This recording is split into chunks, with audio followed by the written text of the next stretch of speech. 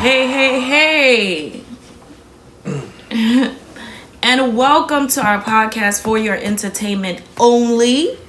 Yes, sir. Okay. I'm yours truly, Shayla Sett, and you are?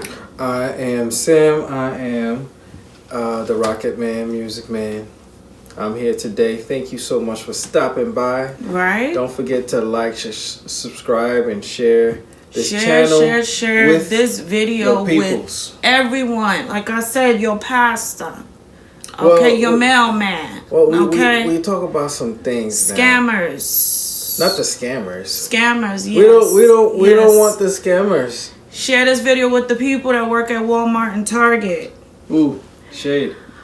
Share this with everybody you can think of. Don't forget to like, comment, let us know what you think. Yeah. All right. Also, don't forget to follow us on Instagram. Yes, please. Our Instagrams are listed below. We're here to talk about making friends after 30. Yes.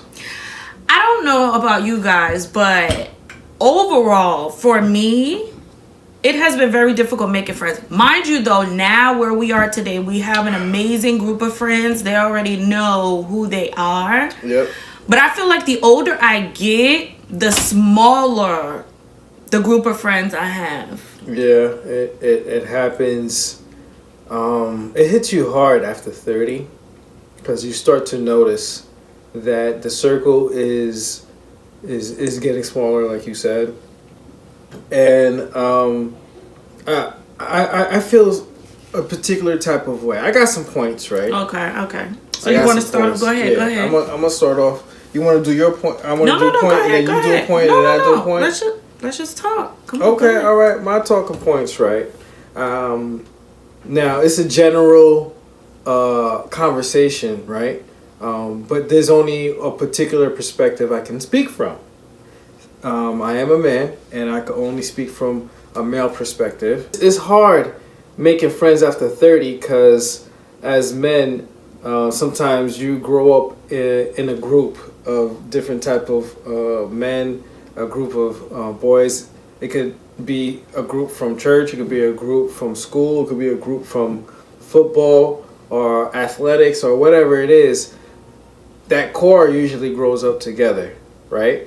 And after that core continues to grow together, as you get older, it becomes a lot tougher to stay together because everybody has different ambitions, everybody has different goals, everybody has different perspectives too, because everybody dealing with something, right? Right. It's hypothetical. Say for instance, Mike is going through something at his house, right? And then John's going through something at his house, right? And Max is going through something at his house. Everybody's going through something totally different, which could lead towards down, putting a space between men. And it comes in with dealing with certain traumas, right? And in growing up from a male perspective, I would say you find a lot of trauma in friendship. Mm-hmm. You know what I'm saying? That's a good point. And when you find that trauma in friendship, it really drives that space and gap between you even more now because people are treacherous out here. As I said, different ambitions, different goals, different morals, different beliefs. You know what I'm saying? And that causes you to have a friendship trauma. And coming from a male's perspective, dealing with trauma is not an easy thing. It's not. Because now you don't have to talk about your feelings. Talk about how this. A lot of men don't want to talk, and that's a problem. Talk to each other. So now, as a man, you're dealing with the separation because of ambition and different goals, and whatever's happening in everyone's household, and that causes trauma within your friendship, right? And now that even more space, and now as you get older, that space comes to a point where it's hard to trust people because that friendship core is not there no more. Clock it. You know what I'm saying? And when that friendship car is not there, it's hard for you to trust anybody, let alone trying to make new friends, because you've already spent more than half of your life with these people now that you don't even trust because of the space and trauma that's going on. Right. I don't know. I think for me, though, growing up, it was always difficult for me to make friends. Being an introvert and being a loner. It was always... So by the time I was old enough to want friends, any and everybody was, you could be my friend, you could be my friend, you could be my friend. And I realized I was running into a lot of people at that time, at that stage in my life, where people would say things like, I'm envious of you. I'm envious of your personality. I'm envious because you live in a 2-parent household. Not even knowing what's going on in my household in general. But just the fact that I had a house. I envy you because, you know, you're able to talk to guys. Even though you're not sleeping with them or interested in them, you're able to talk to guys and communicate with God. It was just always that. And I would always run into girls at the time I was, you know, young. But it even traveled into my adulthood. I'm running into women that would just continuously stab me in the back. And I remember feeling so heartbroken, because sometimes losing a friend could feel worse than losing a romantic partner. And I don't think people talk about that enough. But that's the thing where it comes in. You see, as I was saying before, at the beginning of the conversation, coming from a male perspective, but then again, it connects to women as well, because it connects to all of us. It puts you in a position now to deal with trauma from a broken friendship. Yeah, and that is hard. But I think also it's just like running into women like that. And I remember being so heartbroken. And as I got older and going to therapy and unpacking, I'm like, Shay, why can't you get along with women, black women, women that look like you? What is the issue? Why any woman that says, I don't get along with women, I have more male friends than female friends, that's a red flag and you need to run. Yes. And I realized I was the type of young girl at that time that would say that. I don't like women. I don't get along with women. I don't get along with black women. I just, I have a lot of male friends. That is a red flag. So I had to unpack, why can I not get along with women that look like me? What is the issue? Then I'm like, oh shit. You have issues with your mom. And it makes complete sense. Me and my mom were not in a place where we were getting along. And I was running into women that had those qualities at that time. And it was familiar. And that's why I was attracted to them and in terms of friendship. But them stabbing me in the back was also very familiar. And I just realized, hey, if you want to have good, healthy, wholesome relationship with women that look like you, you have to unpack that. Yes, you have like to. We deal with a lot of, if it's a woman, she deals with daddy issues. If it's a man, they deal with mommy issues. No. Sometimes as a woman, you deal with mommy issues. And sometimes as a man, you deal with daddy issues. Yeah.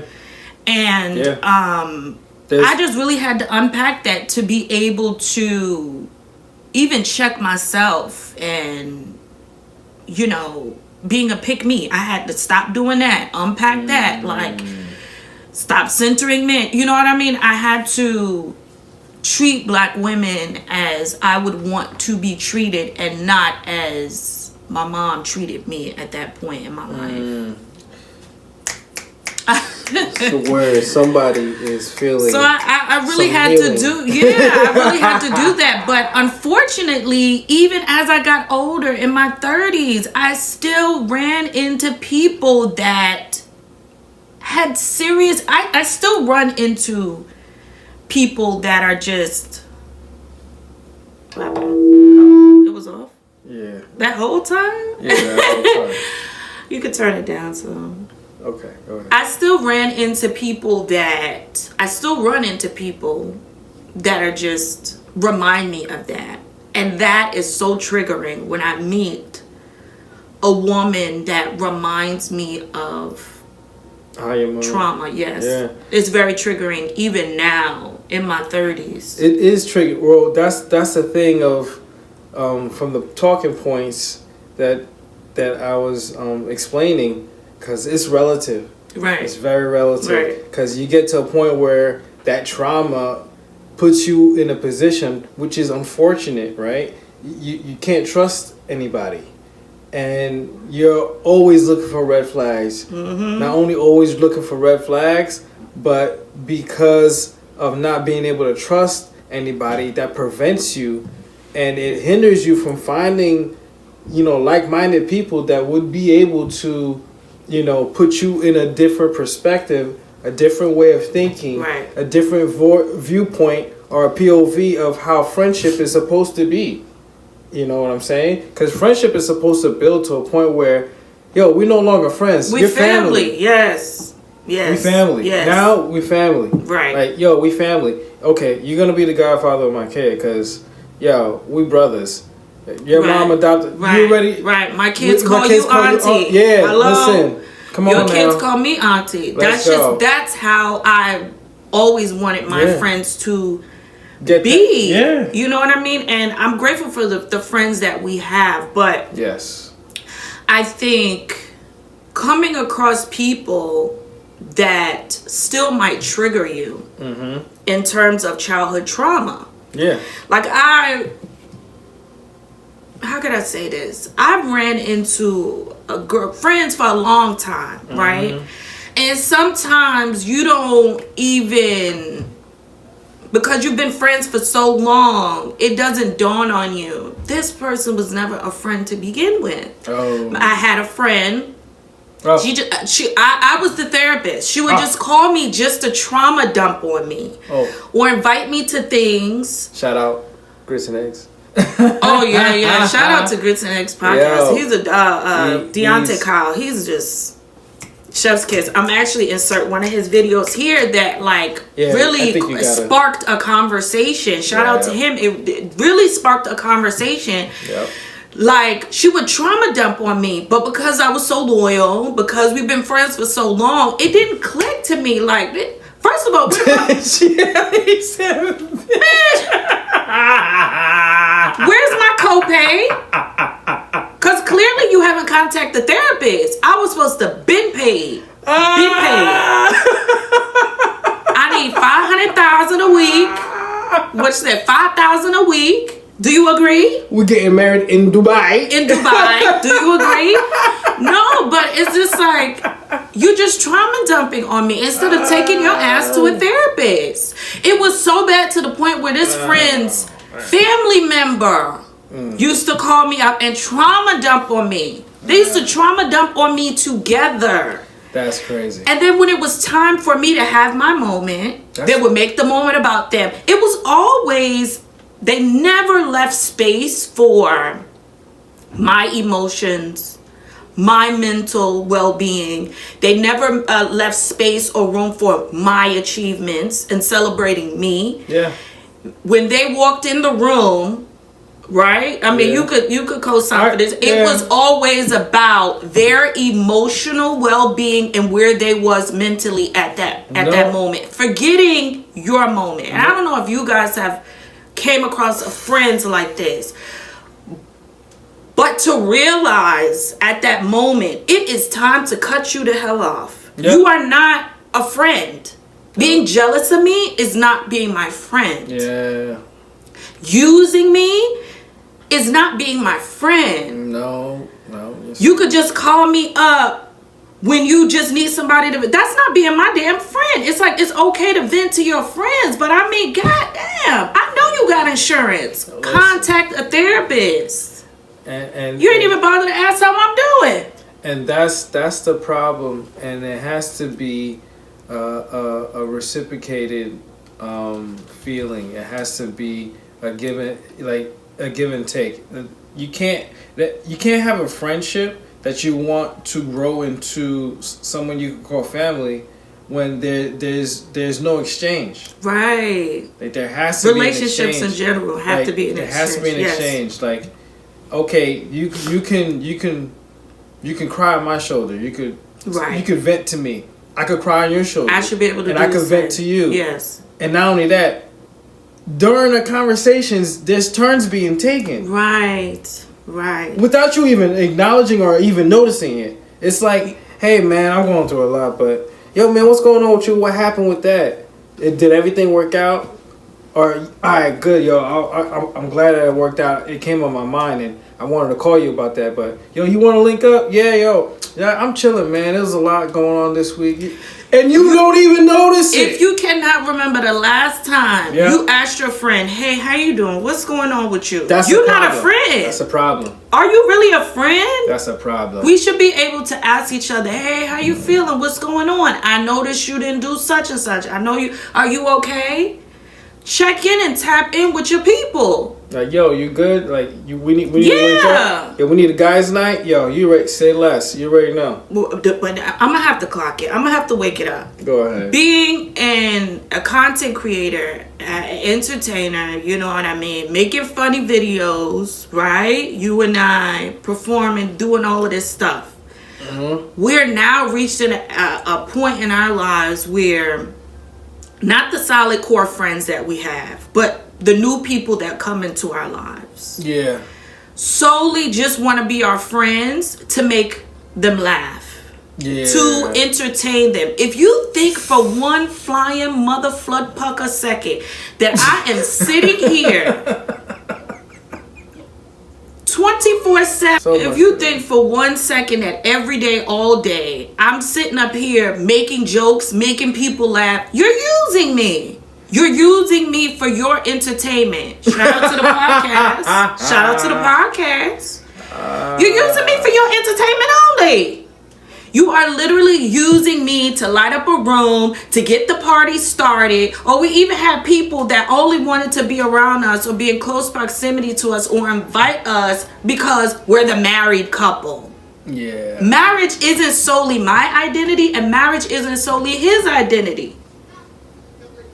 We are married, yes, but that's not our identity. Do you think we walk in a room, we're brothers? Like, we don't walk in a room, hey, we're the married couple. Hey. We give out all of the advice, free advice. Hey, double dates here. Right, we don't walk around with that on our sleeve. Why? Because there's more to us than the internet.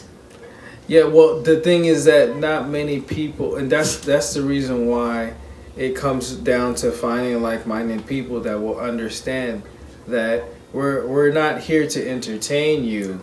If we're invited to an event, if we're invited to someone's house or someone's birthday party, we're not under the impression that the invitation was sent in order for us to entertain. Right. So people get paid for appearances. Yeah. People get paid for appearances. And last time I checked, I didn't see that Zelle payment from you. Last time I checked, but it's not easy making friends after 30. You start to realize certain things, and especially shout out to all the therapists that are actually helping people.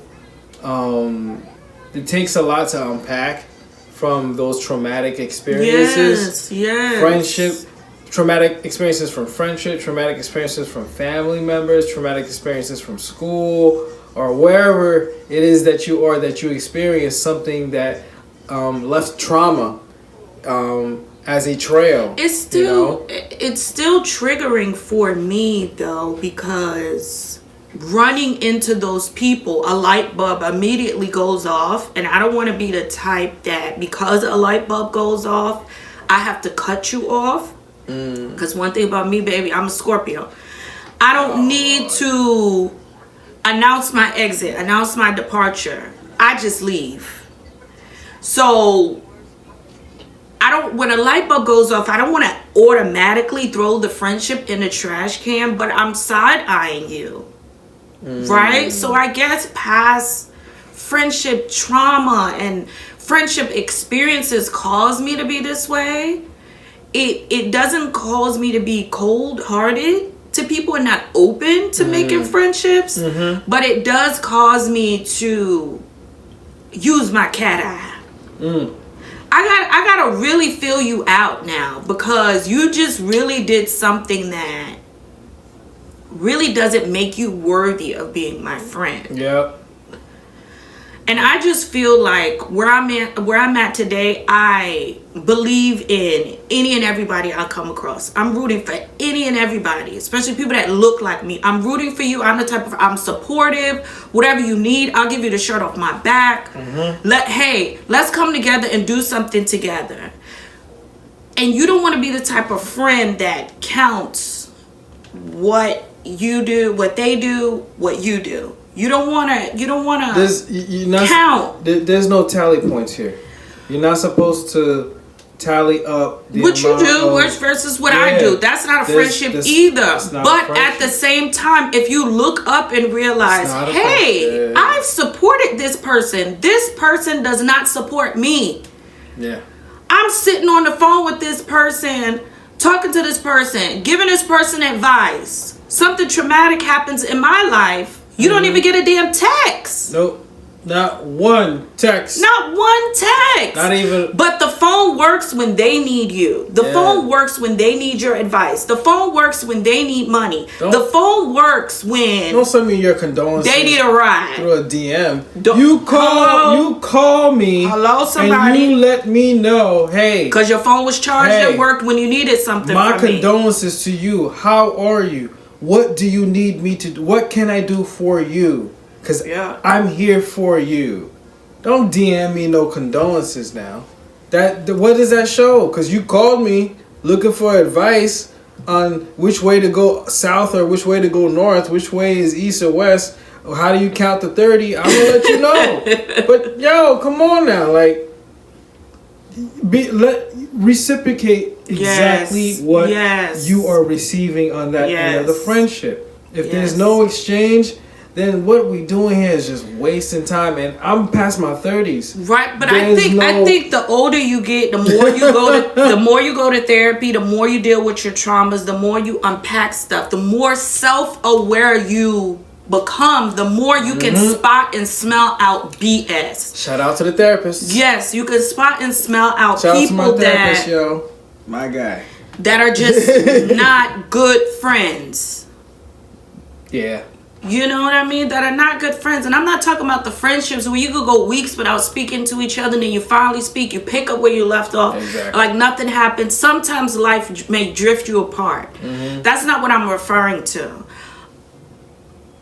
It's just, the more self-aware I become, the more I'm like, oh, you're like that.